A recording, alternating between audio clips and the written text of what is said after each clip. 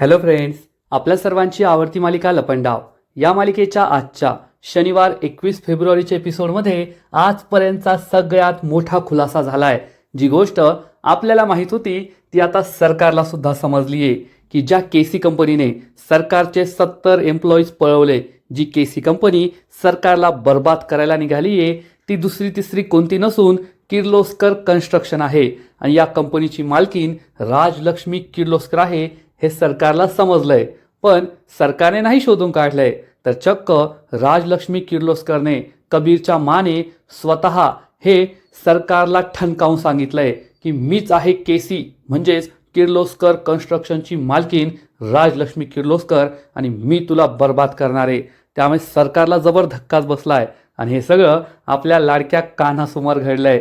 म्हणजे आता राजलक्ष्मी किर्लोस्कर ही मैदानात उतरली आहे सरकारला बर्बाद करण्यासाठी आणि या दोघींमध्ये चांगलंच महायुद्ध रंगणार आहे। मग हे सगळं घडलं तरी कसं हे जाणून घेण्यासाठी हा व्हिडिओ शेवटपर्यंत नक्की पहा। फ्रेंड्स, आजच्या एपिसोडच्या सुरुवातीलाच सगळेजण फायर अलार्ममुळे बाहेर पळून गेलेले असतात आणि आपला कान्हा सरकारच्या सिक्रेट लॉकर रूममध्ये असतो। तो सरकारचं हे लॉकर उघडतो आणि त्यात त्याला एक एनव्हलप सापडतो ज्याच्यामध्ये कोटेशन असं लिहिलेलं असतं। कान्हा विचार करतो, तर हे आहे कोटेशन। मला वाटलं होतं एखादी फाईल असेल ज्यात कोटेशनचे पेपर ठेवलेले असतील, पण शेवटी मला हे कोटेशन सापडलंच। आता मी हे कोटेशन उघडणार, यामध्ये जी प्राइस कोट केली आहे ती पाहणार आणि त्यापेक्षा कमी प्राइस देऊन टेंडर मीच मिळवणार। सरकार, तुम्हाला आता काही टेंडर मिळत नाही आणि या जगात अशी कोणतीच गोष्ट नाहीये जी कान्हा शोधू शकत नाही। असा विचार करून कान्हा स्वतःच्याच बढाया मारतो, अपने मुंह मिया मिठ्ठू होतो। आणि तेवढ्यात कान्हाच्या लक्षात येतं, अरे यार, याला तर सील लावलंय आणि जर मी हे सेल उघडलं तर नक्कीच सरकारला समजणार की कुणीतरी कोटेशन पाहिलंय आणि आपला प्लॅन फ्लॉप होईल। सरकारला संशय येऊ शकतो। आता या सीलचं काय करायचं हाच प्रश्न कान्हाला पडतो आणि कान्हा आजूबाजूला पाहतो। तेवढ्यात कान्हाला एक छोटासा चाकू सापडतो। कान्हा विचार करतो, आधी मी हे सील या चाकूने काढतो आणि मग नंतर जोडून देईल। कान्हा असंच करतो, या चाकूने हे सील उघडतो आणि मग या एनव्हलपमध्ये जे कोटेशनचे पेपर असतात ते पेपर काढतो आणि त्याला सरकारने जी प्राइस कोट केली आहे ती दिसते। त्यामुळे कान्हा चांगलाच खुश होतो। पण इकडे परशुरामने सांगितल्यामुळे सरकारला संशय आलेला असतो की कान्हा हा ऑफिसमध्ये आहे आणि तो आपल्या विरुद्ध काहीतरी षडयंत्र करतोय। त्यामुळे सरकार ही चक्क ऑफिसमध्ये येते आणि लॉकर रूमच्या दिशेने जात असते।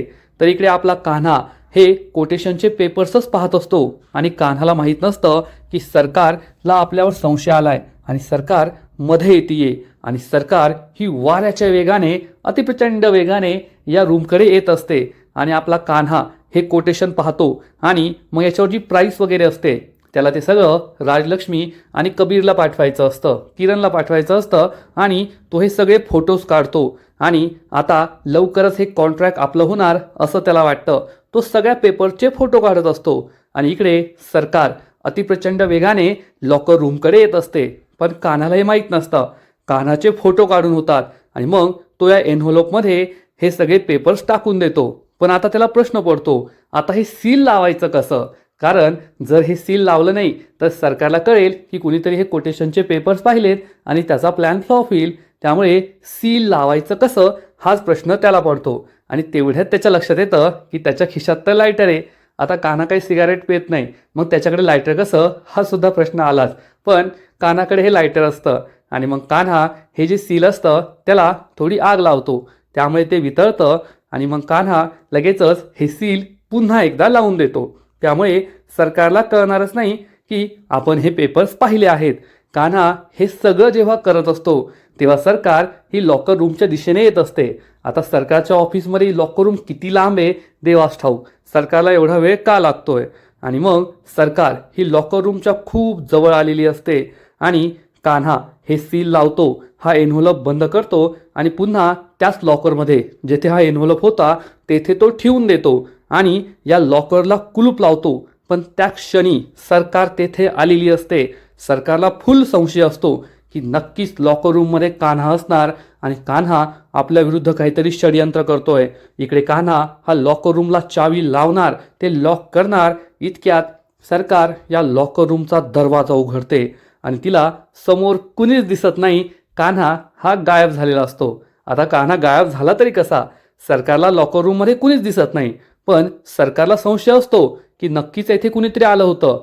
कान्हाच आला होता आणि सरकार ही लॉकर रूममध्ये येते आणि आपला कान्हा हा चक्क लॉकर रूममध्ये एक जे कपाट असतं ना, त्या कपाटावर जाऊन बसलेला असतो, तेथे लपलेला असतो. पण सरकारच्या पाठमोरा तो असतो, त्यामुळे सरकारला काही कळत नाही आणि कान्हा या कपाटावर बसलेला असतो. सरकार या लॉकरजवळ येते आणि विचार करते जर कुणी लॉकर उघडलं असेल तर, आणि ती हा लॉकर उघडण्याचा प्रयत्न करते. पण लॉकर हे लॉक असतं, त्यामुळे सरकारचा जीव भांड्यात पडतो. तिला विश्वास वाटतो, नाही, माझी शंका चुकीची आहे, कुणीच लॉकर उघडलेलं नाहीये. पण सरकारला हे कळत नाही की जो लॉकर उघडू शकतो तो पुन्हा लॉक सुद्धा करू शकतो ना. असो, इकडे कान्हा या कपाटावरच असतो आणि कान्हाला समजतं की जर सरकार पाठमोरी झाली तर सरकारला मी दिसणार की मी या कपाटावर बसलोय आणि माझा सगळा प्लॅन फ्लॉप होणार. कान्हाला काय करावं ते कळतच नाही. सरकार सगळीकडे पाहत असते की खरंच कोणी येथे आलं होतं का, काही घडलं होतं का. आणि तेवढ्यात कान्हाला एक कल्पना सुचते. कान्हा चक्क या कपाटावरून खाली उडी मारतो आणि त्याच वेळेस सरकार त्याला पाहते. पण कान्हा असा आव आणतो जसं काय मी कपाटावरून उडी नाही मारलीये, मी आत्ता बाहेरून आलोय. जशी सरकार ही बाहेरून लॉकर रूममध्ये आली तसा दरवाजाने मी आतमध्ये आलोय असं तो दाखवतो आणि मी खूप घाबरलोय, खूप थकलोय असं सुद्धा दाखवतो. त्याला पाहून सरकारला आश्चर्य वाटतं. सरकार त्याच्याकडे पाहतच राहते. कान्हा हा खूप घाबरलोय, थकलोय असे एक्सप्रेशन आपल्या चेहऱ्यावर आणतो, अशी आपली बॉडी करतो आणि सरकार त्याच्याकडे संशयाने पाहू लागते की अचानक हा लॉकर रूममध्ये कसा काय अवतरला. तर इकडे सखी आणि जान्हवी या दोघी व्हॅलेंटाईन डेचं गिफ्ट घेऊन आपल्या बंगल्याजवळ येतात. तेव्हा जान्हवी सखीला विचारते, काय गे सखे, तू काय गिफ्ट घेतलंय, दाखव बरं मला. तर सखी सांगते, नाही, हे सरप्राईज आहे, मी तुला नाही दाखवणार. जान्हवी चिडून म्हणते, काय सखे, आता तू माझ्याबरोबर गिफ्ट घ्यायला आली, व्हॅलेंटाईन डे साजरा कर, कान्हाला गिफ्ट दे, ही आयडिया सुद्धा माझी, आणि तू मला सांगणार नाही का? सांग ना, मला कशाला सरप्राईज सांगते. सखी सांगते, तू नाही का मला सरप्राईज दिलं होतं, आठवतंय का? मी चाळीत राहायचे मकर संक्रांतीच्या दिवशी. आणि सखी ही जान्हवीला आठवण करून देते. तेव्हा जान्हवीला आठवतं की सखीने तिला आपल्या या सरप्राईजबद्दल सांगितलं होतं, परंतु जान्हवीने सगळ्यांसमोर हे सरप्राईज उघडून दाखवलं होतं आणि सखीचं सरप्राईज हे फेल झालं होतं. जान्हवी हे आठवून हसते तर सखीसुद्धा हसते आणि म्हणते, त्यामुळेच मी तुला सांगणार नाहीये. जान्हवी म्हणते, हो खरंय, माझ्यासारख्या मुलींमुळे जग असं म्हणतं की बायकांच्या पोटात काही राहत नाही. ठीक आहे, तुम्हाला काही सांगू नको, पण तुला एक मी आयडिया देते बरं का, एक सल्ला देते. जेव्हा तू हे जे सरप्राईज गिफ्ट आहे ना ते कान्हाला देशील तर थोडं रोमॅन्टिक पद्धतीने दे, त्याच्या हातात ठेवू नको आणि त्याच्या गालावर मस्त पप्पी दे. हातावर देऊ नको बरं का, गालावरच दे. आणि एक काम कर, फक्त गालावरच दे, नाहीतर आणखीन कुठेतरी देशील. हे ऐकून सखी खूप लाजते आणि म्हणते, तू ना थोडं जास्तच बोलतीये, एवढं रोमॅन्टिक होऊ नको, अजून तुझं लग्न झालं नाहीये, तुझं लग्न झालं ना मग एवढी रोमॅन्टिक हो. जान्हवी हसू लागते आणि म्हणते, कसं आहे ना सखे, माझं लग्न झालं असो किंवा नसो, पण रोमांस कसा करतात ना ते मला चांगलं माहिती आहे. तुझ्यासारखं नाहीये की लग्न झालंय तरी सुद्धा रोमांस कसाला खातात हे सुद्धा तुला माहीत नाहीये. सखी जान्हवीवर खूप चिडते आणि म्हणते, तुला आहे ना सगळं कळतंय आजकाल, त्यामुळे तू जा आता इथून. आणि ती जान्हवीला जायला सांगते. पण जान्हवी पुन्हा एकदा तिला तेच सांगते, सखे फक्त गालावर दे बरं का, ओठावर देऊ नको. आणि सखीला लगेचच आठवतं, मी कान्हाच्या हातावर पप्पी दिली होती, गालावर दिली नव्हती. हे आठवून ती लाजते. जान्हवी हसून म्हणते, आठवलं का हातावरचं सगळं काही? सखी तिला म्हणते, तू जा बरं. जान्हवी ही रिक्षात बसते आणि तेथून निघून जाते. तर या रिक्षाच्या मागे लिहिलेलं असतं, तुझेच मी गीत गात आहे. आणि हे पाहून सखी खूप लाजते आणि कान्हाचाच विचार करू लागते. तर इकडे कान्हा मात्र खूप मोठ्या संकटात असतो. सरकार त्याच्या जवळ येते आणि विचारते, तू येथे कसा आला?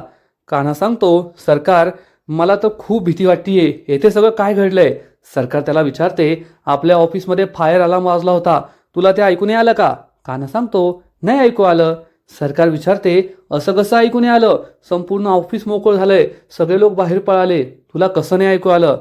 कान्हा सांगतो, सरकार मी वॉशरूमला गेलो होतो ना त्यामुळे ऐकून आलं. सरकार म्हणते, खोटं बोलू नकोस, वॉशरूममध्ये सुद्धा अलार्मचा आवाज येतो, तू कस काय नाही आला बाहेर? खरं खरं सांग मला, तू मला खोटं बोलतोय ना, काहीतरी लपवतोय ना. कान्हा सांगतो, नाही सरकार, मी खरं सांगतोय.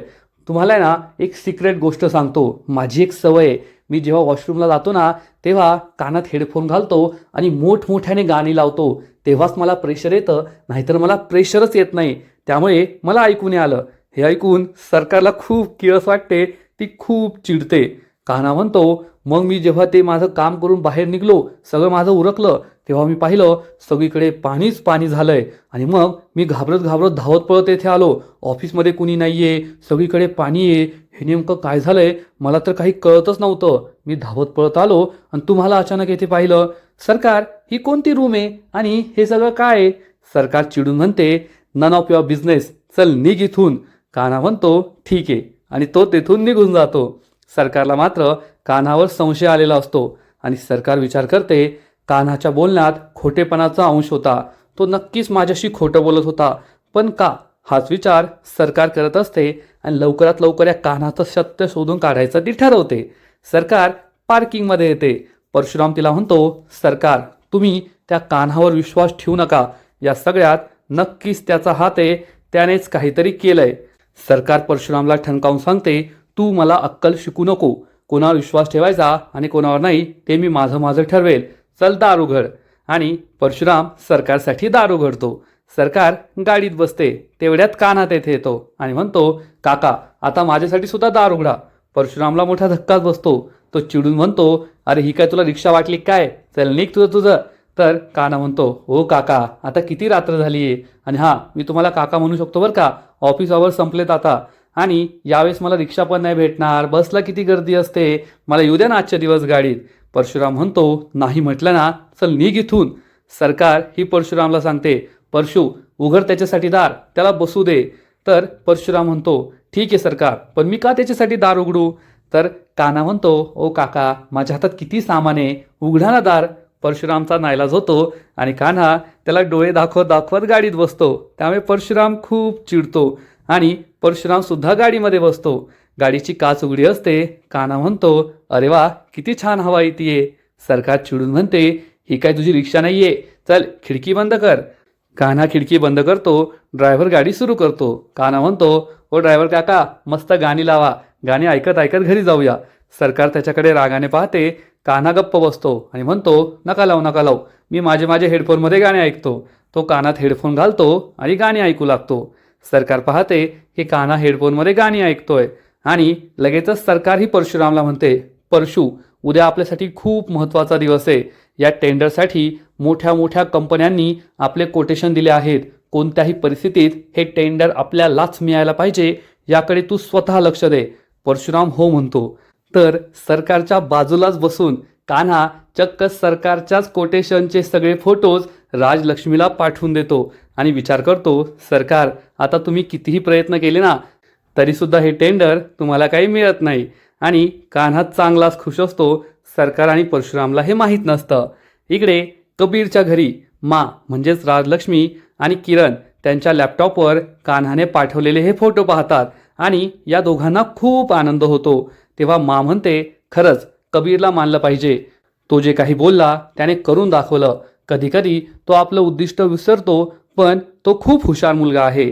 तर लगेच किरण म्हणतो, हो आपला कान्हा ना तसाच आहे, तो जे बोलतो ते करूनच दाखवतो. चिडून म्हणते, कान्हा नाही कबीर. किरण म्हणतो, हो कबीर. कबीर आता सरकारला काही सोडतच नाही. उद्या जेव्हा सरकारला हे टेंडर मिळणार नाही ना, तेव्हा सरकारचा चेहरा पाहण्यासारखा होईल, असं किरण म्हणतो. आजी म्हणते, हो, त्या सरकारला आता आपल्याला कायमचा धडा शिकवायचा आहे, तिला पूर्ण बर्बाद करायचं आहे. आणि तेवढ्यात त्यांच्या घरची मोलकरीण तेथे येते आणि मला म्हणते, मालकीनबाई, उद्या मला सुट्टी हवी आहे. उद्या व्हॅलेंटाईन डे, मला माझ्या नवऱ्याबरोबर फिरायला जायचं आहे. म्हणते, हो ठीक आहे, घे उद्या सुट्टी. ही नोकरानी खुश होऊन जाऊ लागते. तर म्हणते, पूर्ण ऐकून घे, उद्या 1 दिवसाची नाही तर कायमची सुट्टी घे. हे ऐकून मोलकरणीला मोठा धक्काच बसतो. किरण सुद्धा घाबरतो. मोलकरीण विचारते, पण का तर सांगते, कारण तुला स्वतःचं काम विसरून जर अशा फालतू गोष्टींसाठी जायचं असेल ना, तर अशी माणसं मला माझ्या घरात नकोय. मला हे प्रेमाचा दिवस, व्हॅलेंटाईन दिवस हे काहीच आवडत नाही आणि अशा फालतू दिवसासाठी मी तुला सुट्टी देऊ शकत नाही. जर तुला जायचं असेल तर कायमची जा. मोलकरीण घाबरून म्हणते, नाही नाही, मला नकोय सुट्टी, मी येईल उद्या कामावर. आणि मोलकरीण निघून जाते. किरण सुद्धा घाबरलेला असतो आणि मा किरणला ठणकावून सांगते, ही वॉर्निंग फक्त त्या मोलकरणीसाठी नव्हती, तर तुझ्यासाठी आणि त्या कबीरसाठी सुद्धा आहे. त्याला सांग, स्वतःचं उद्दिष्ट विसरून जर अशा फालतू गोष्टींमध्ये लक्ष रमवलं ना, तर मी तुमच्या दोघांची सुद्धा अवस्था काही वेगळी करणार नाही. मला अशी माणसं आवडतच नाही की ज्यांना आपलं काम, आपलं उद्दिष्ट यांचा विसर पडतो आणि प्रेमासारख्या फालतू गोष्टींवर ते आपला वेळ वाया घालवतात. असं म्हणून मा तेथून निघून जाते.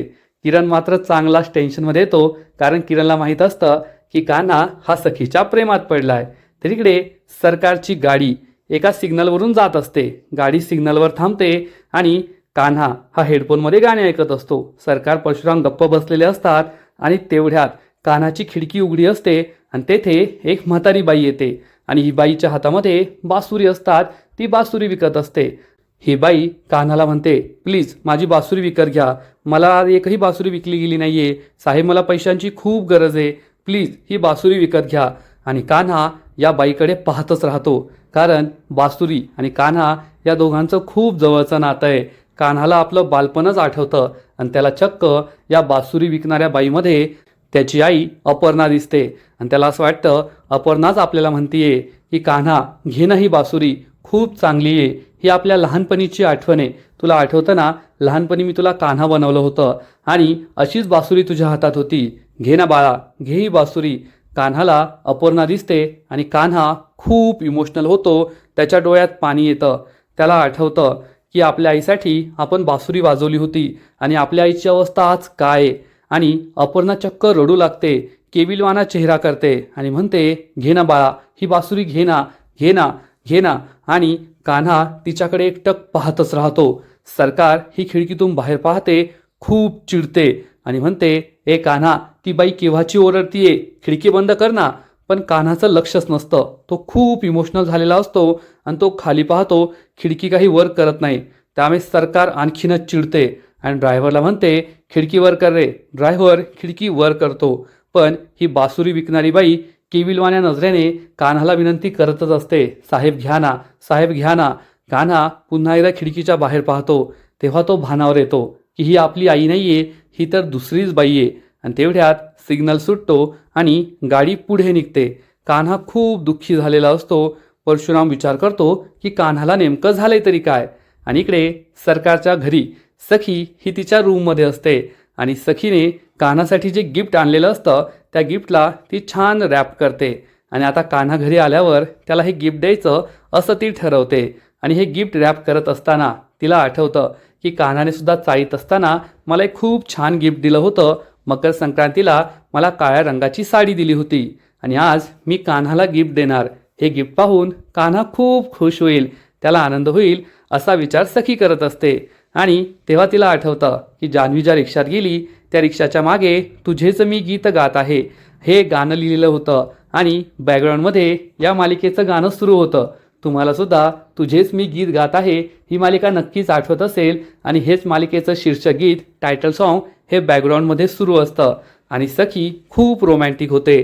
कान्हासाठी व्हॅलेंटाईन डेचं हे गिफ्ट ती रॅप करत असते. बॅकग्राऊंडमध्ये हे गाणं सुरू असतं आणि कान्हाबरोबर घालवलेले सगळे क्षण सखीला आठवतात की चाळीत असताना कान्हा आणि ती एकमेकांच्या अंगावर पडले होते. त्यानंतर मकर संक्रांतीला सखीने कान्हाला घट्ट मिठी मारली होती.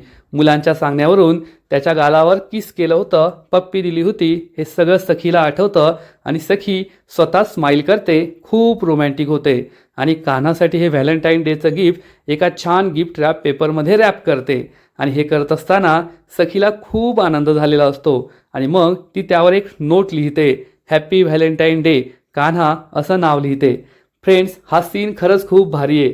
कान्हा आणि सखी एकत्र नसताना सुद्धा त्यांचे हे रोमॅन्टिक सीन पाहायला खूप मजा येते. एवढं मात्र नक्की, सखीचं हे गिफ्ट रॅप करून होतं आणि सखी विचार करते, आता कान्हा घरी येईल आणि मग मी त्याला हे गिफ्ट देणार, तो नक्कीच खुश होईल असं सखीला वाटतं. आणि आजचा एपिसोड येथेच संपतो. फ्रेंड्स, खरंच लपंडाव या मालिकेचा आजचा एपिसोड खूप भारी होता. कान्हा हा थोडक्यात वाचलाय, नाहीतर सरकारने त्याला लॉकर रूममध्ये रंगेहात पकडलं असतं. आजचा एपिसोड तर भारी होता, पण या मालिकेचा पुढील एपिसोड आणखीन भारी असणारे, आणखीन मोठा ट्विस्ट या मालिकेत येणारे. पुढील एपिसोडमध्ये आपण पाहू की सखी कान्हाला व्हॅलेंटाईन डेचं हे गिफ्ट देणार आणि ही बासुरी पाहून कान्हाला जबर धक्काच बसेल. कान्हा खूप चिडणार आणि चक्क सखीला म्हणेल, हे सगळं तू जाणून बुजून केलंय ना, तुला माहितीये माझ्या लहानपणीच्या किती कटू आठवणी या बासुरीबरोबर जोडल्या गेल्या आहेत, तरी फक्त मला त्रास देण्यासाठी तू हे गिफ्ट मला दिलंय. तू नेहमी मला त्रास देते आणि तू जाणून बुजून हे केलंय. आणि कान्हाचा हा रुद्रावतार पाहून सखीला जबर धक्काच बसेल. कान्हा आपल्यावर ओरडतोय, चिडतोय, यावर सखीचा विश्वासच बसणार नाही, कारण आजपर्यंत कान्हा हा सखीवर कधीच चिडला नाहीये, कधीच ओरडला नाहीये. पण कान्हाचं हे वागणं पाहून सखी खूप घाबरणार, खूप दुःखी होणार. तर दुसऱ्या दिवशी कान्हा सरकार आणि परशुराम बरोबर त्या सरकारी ऑफिसमध्ये पोहोचेल जेथे टेंडर ओपन होणार असेल. आणि त्याच वेळेस तेथे चक्क मा राजलक्ष्मी किर्लोस्कर येणार आणि मा ही सरकारला म्हणेल, मला खूप वाईट वाटलं की केसी कंपनीने तुमचे 70 एम्प्लॉईज पळवले. तर सरकार चिडून म्हणेल, तुम्हाला जास्त खुश व्हायची गरज नाहीये. काल केसी कंपनीने जे माझ्याबरोबर केलं ना, ते उद्या तुमच्या कंपनीबरोबर सुद्धा होऊ शकतं. आणि आजच्या टेंडरमध्ये सुद्धा केसी कंपनी आहे, त्यांना टेंडर मिळालं तर तुम्हाला काय मिळेल. तर राजलक्ष्मी सरकारला उत्तर देणार, तुम्हाला अजून माहीत नाही वाटतं, केसी कंपनी म्हणजे किर्लोस्कर कन्स्ट्रक्शन आणि त्या कंपनीची मालकीन मीच आहे. हे ऐकून सरकारच्या पायाखालची जमीनच सरकणार. म्हणजे राजलक्ष्मीने आता सरकारविरुद्ध समोरासमोर युद्ध पुकारलंय. मग आता यांच्या या युद्धाचा निकाल काय लागणार हे पाहणं खूप इंटरेस्टिंग असेल. तर फ्रेंड्स, तुम्हाला सुद्धा लपंडाव ही मालिका आवडते ना? नक्कीच कमेंट करून सांगा. आणि लपंडाव मालिकेचे असेच नवीन नवीन अपडेट्स सर्वात आधी जाणून घेण्यासाठी व्हिडिओला लाईक करा, शेअर करा, चॅनलला सबस्क्राईब करून बेल आयकॉनवर क्लिक करा, म्हणजे या मालिकेचे नवीन नवीन एपिसोड तुम्हाला सर्वात आधी पाहायला मिळतील. खूप खूप खूप धन्यवाद.